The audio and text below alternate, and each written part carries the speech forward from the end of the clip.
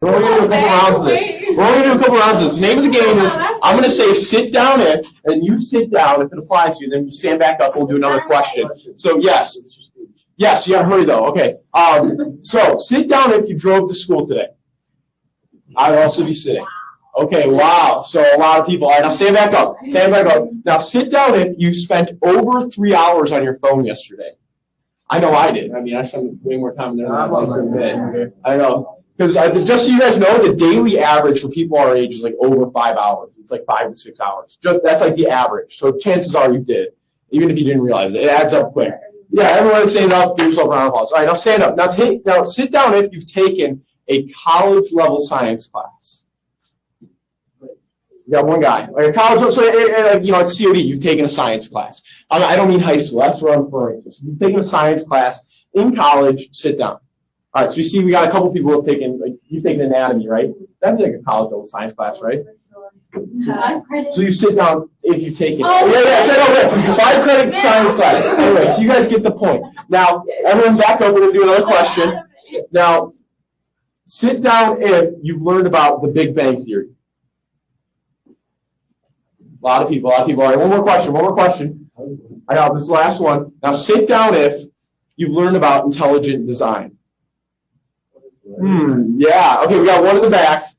So, yeah, a lot of what is that, right? Now, that's all I got for the sit-down if game. Now, see, that's the power, though, of a college education. You can learn about stuff that challenges your mind and allows you to grow in ways you didn't even know, like things you didn't even think about, or challenge your original school of thought. And that's the beautiful thing about a college education. So today, that's what I think we should be talking about. What is intellectual design? Because you might be like wondering, okay, what? I've never heard of this. And what intellectual design is, it's a theory, a scientific theory that takes observable data and draws conclusions based upon that observable data. And then what it comes down to the conclusion of is that the world we live in didn't arrive by chance, and that some intellectual entity created this world. Now, a lot of people use this when making an argument for God, saying, God created the world. And so in order to understand intellectual design, we have to take a step back. 1966, Time magazine, they issued a very controversial news cover for their magazine saying, "Is God dead?" It was very representative of the cultural shift as we learn more and more about science. The need for God to explain things kind of becomes obsolete because as we learn more, we don't need it to know. But in that same year, 1966, famous astronomer Carl Sagan said that there was 2 criteria necessary to sustain life. And that was we had the right kind of star and the right kind of planet, the right distance from that star. And so given the number of planets in our universe in 1966, they're like, oh, that's great. If we really need 2 things to sustain life, we should find life all over the world. So they started this program, which I'm blanking on the exact name of, but they started this program to find life outside the universe. But they found nothing. To this day, 0 planets have been found with sustainable life.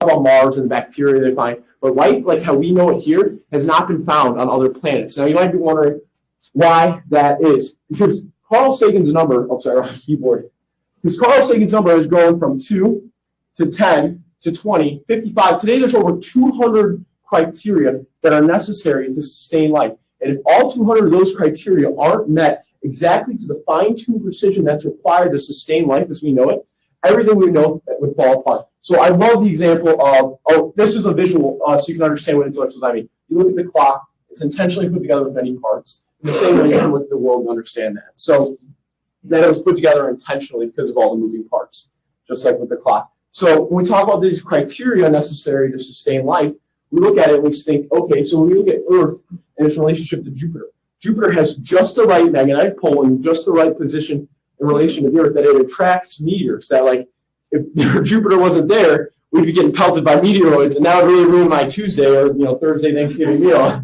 You're chilling there, bam, meteor. Not fun. And that's just one example of all the necessary fine tuning that's required to support the life that we love and know here. So we can also look at things like complex natural processes like the nitrogen cycle, the water cycle, and photosynthesis, things that work in our favor to support life on this earth. When we look at the things that are required to sustain life as we know it, it looks like our world is not just habitable, it's hospitable, meaning that it doesn't just like provide us a place to live, it works in our favor to survive.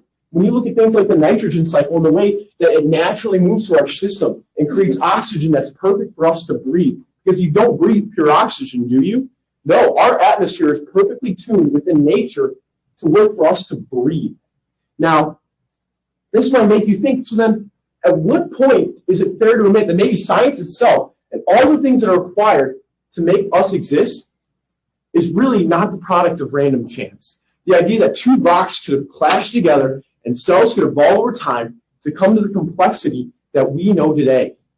At what point do we ask ourselves, is that really the odds? Because we got to look at it and think, the latest science says we shouldn't be here. Statistically, we're an anomaly. It's less than 1% chance that life as we have it as human beings, we shouldn't be here statistically. But we're not just existing. We're here talking about existing. We are thriving in the sense that our minds are growing and we're learning. Look at where we're all at today, at the College of DuPage, learning and getting prepared for the rest of our lives. And so today, I want to leave you with this idea that maybe, the world as we know it, when you look at the world and you look at where we live and you think, maybe two rocks clashed together and this is where I'm at. Or maybe, just maybe, you were designed with a purpose. Maybe you were designed to be here. I'm not making an argument for any particular religion. I'm not making an argument for any particular God. What I'm arguing is that maybe it's just something worth considering. Maybe you're not the product of just cells growing over time. Maybe there was a purpose and a reason for why you're here. And so if there's something you want to talk about, I'd love to talk about it with you more. But when you look at the world and the detail that's in it, it's kind of hard to wonder, I wonder if just that randomly happened. Or maybe, just maybe, I'm supposed to be here.